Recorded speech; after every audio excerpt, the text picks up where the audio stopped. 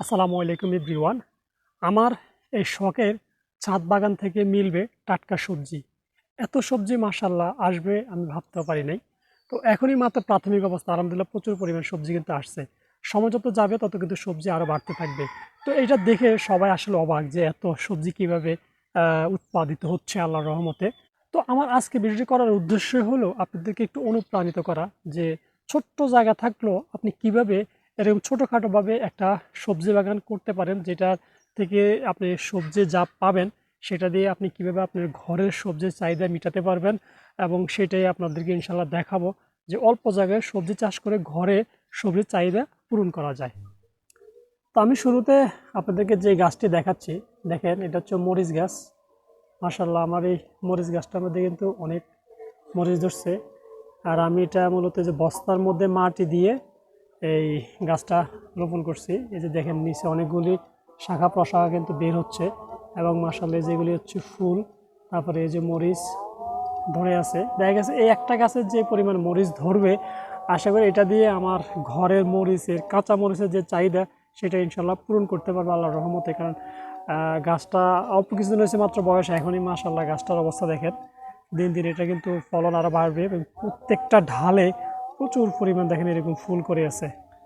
তারপরে এই পাশে হচ্ছে যে দেখেন এটা হচ্ছে একটা বেগুন গাছ। এটা ড্রামের মধ্যে আমি মাটি দিছি। এই হচ্ছে বেগুন গাছ, ঠিক আছে। তো আমার এরকম দুইটা বেগুন গাছ আছে, ঠিক আছে। একটা বেগুন গাছ এটার মধ্যে অলরেডি এই যে দেখেন ফুল করতেছে। এই যে একটা বেগুন দেখছেন, এই যে একটা বেগুন ধরছে। এই যে দেখেন গাছের মধ্যে, এই গাছটার মধ্যে কিন্তু ফুল করে আসছে। আমার দুইটা বেগুন গাছ, এটা কিন্তু অলরেডি বেগুন আছে। এটা ফুল থেকে বেগুন হয়ে এখন আস্তে আস্তে বের হবে কিন্তু, ঠিক আছে। প্রত্যেকটা গাছে কিন্তু যে ফুল, তো আমার এই গাছগুলোতে কিন্তু ফুল টিকতো না। ফুলগুলো আসার পর কিন্তু ফুলগুলো ঝরে যেত। তো আমি আসলে এখানে একটা মেডিসিন ব্যবহার করছি, ভিটামিন। তো ভিটামিনটা ব্যবহার করার পর থেকে কিন্তু আলহামদুলিল্লাহ আমার এই ফুলগুলি টিকতেছে, ফলন আসতেছে। তো আমি কি মেডিসিন ব্যবহার করছি, কি ভিটামিন ব্যবহার করার ফলে আমার এগুলিতে ফলন আসা শুরু করছে, ফুলগুলি টিকতেছে, সেটা ইনশাল্লাহ আমি অন্য আরেকটা ব্লগে দেখাবো। আর এটা হচ্ছে আমার টমেটো গাছের মাচা। এগুলি সব হচ্ছে হাইব্রিড টমেটো। মাশাআল্লাহ দেখেন এক একটা টমেটো সাইজ কত বড় দেখছেন।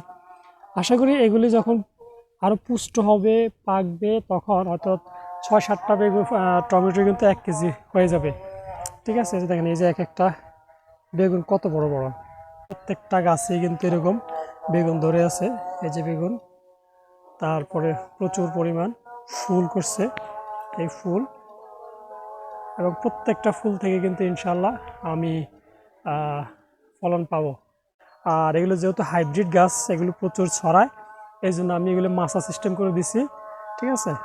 তো এতে আমার গাছগুলো কিন্তু প্রচুর পরিমাণ ছড়াতে পারবে। আর এই যে স্প্রেটা দেখছেন, এটা কিন্তু সেই মেডিসিনের পানি। এই আমি প্রতি সপ্তাহে একবার এটা ব্যবহার করি।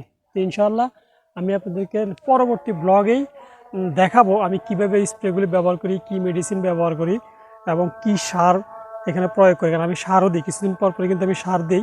কারণ সার না দিলে কিন্তু ছাদের উপরে ফলন কিন্তু আসবে না ভালো। তো এই মাটিগুলি আমি কিভাবে প্রসেসিং করছি, কি সার ব্যবহার করি, কখন পানি কখন কখন দেই, ঠিক আছে, কোন মেডিসিন দেই, সব কিছু ইনশাল্লাহ আমি আপনাদেরকে পরবর্তী ব্লগে ইনশাল্লাহ দেখাবো। এবং এই যে শাখা প্রশাখাগুলি বের হয়েছে, আমি এই শাখা প্রশাখাগুলি রাখি না ফেলে দিই, কী করি, সব কিছুই আপনাদেরকে দেখাবো ইনশাল্লাহ। 1 ইঞ্চি জায়গাও যেন কারো ফাঁকা না থাকে। সবাই চেষ্টা করবেন যা যা সাধ্য অনুযায়ী যেখানে যেইটুক জায়গা আছে সেখানে এরকম সবজি চাষ করার জন্য। দেখা গেছে আপনার অন্ততভাবে ঘরের চাহিদা তো পূরণ হবে, ঘরের যে সবজির প্রয়োজন হয় সেটা কিন্তু পূরণ হবে, বাজার থেকে আর কিনতে হবে না। তো আমরা অনেকে দেখা গেছে অলসতার কারণে বাজার থেকে কিন্তু অভ্যস্ত। নিজে যদি একটু কষ্ট করে উৎপাদন করে, সেক্ষেত্রে কিন্তু আমি ফ্রেশ খাবারটা খেতে পারছি। যে আমার এটা এটা একদমই ফ্রেশ কিন্তু, হ্যাঁ, আমার এই নিজের হাতে তৈরি করা, নিজে এগুলি উৎপাদন করতেছি। তো আমি কিন্তু একদম ফ্রেশ খাবারটা খেতে পারবো। তো সামনে যেহেতু রমজান আসতেছে, তো রমজানে দেখা গেছে বেগুনের দাম প্রচুর বেড়ে যায়। এই জন্য আমি এই বেগুন গাছগুলি লাগাইছি। এই বেগুন দিয়ে কিন্তু ইনশাল্লাহ আমার যে বেগুনি, রমজানে কিন্তু সুস্বাদু লোভনীয় খাবার হচ্ছে বেগুনি, সেই বেগুনি তৈরি করতে পারবো আমার ঘরেই। তো এই জন্যই মূলত আমার এই বেগুন গাছটি লাগানো। আর আমি সাথে একটা ওষুধি গাছ রাখছি, দেখেন যেটা হচ্ছে অ্যালোভেরা গাছ। এই ছোট্ট একটা বালতির মধ্যে আমি অ্যালোভেরা গাছটি লাগাইছি। আর এই পাশে দেখেন এটা হচ্ছে আমার বরবটি গাছ।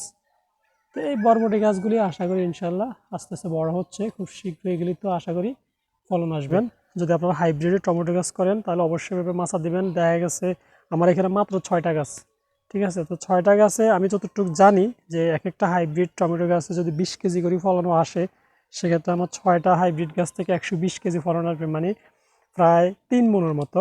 আর আমি এই টমেটো গাছগুলি কিনছিলাম হচ্ছে 15 টাকা করে, 4টা চারা আমি 15 টাকা করে 60 টাকা দিয়ে কিনছি। আর এই যে চারাটা দেখতেছেন, এই যে এইটা সহ আমি আরেকটা ওই পাশ দিয়ে আছে, ওই যে ওই পাশে একটা চারা আছে, আমি এই 2টা চারা কিনছিলাম 10 টাকা করে, 20 টাকা দিয়ে। তো আমি এগুলি কেনার সময় দেখলাম যে গাছগুলি একদম জীর্ণ শীর্ণ ছিল। আমি চিন্তা করছি আসলে গাছগুলি হয় না হয়। মাশাআল্লাহ দেখেন এই গাছগুলি কিন্তু অনেক ভালো হয়েছে, ফলনও চলে আসছে, ঠিক আছে। এই গাছগুলির মধ্যেও কিন্তু ফলন চলে আসছে, এই যে ফুল করতে শুরু করছে, শীঘ্রই এগুলিতে কিন্তু টমেটো ধরবে।